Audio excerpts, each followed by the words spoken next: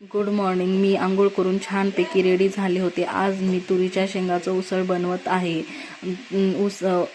शेंगा छानपैकी कुकरमध्ये उकडून घ्यायचं.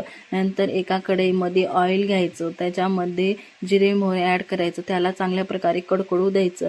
ते कडकडल्यानंतर त्याच्यामध्ये ऑनियन आणि मिरच्या ॲड करायचं, त्यालाही चांगल्या प्रकारे परतून घ्यायचं. ते परतल्यानंतर त्याच्यामध्ये लाल तिखट, हळद आणि धनापूड ॲड करायचं आणि त्यालाही चांगल्या प्रकारे परतून घ्यायचं. थोडंसं त्याला चांगल्या प्रकारे स्मूथ होऊ द्यायचं.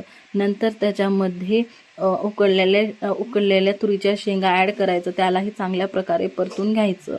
ते परतल्यानंतर त्याच्यामध्ये कोथिंबीर ॲड करायचं. छान प्रकारे उसळ तयार होतं.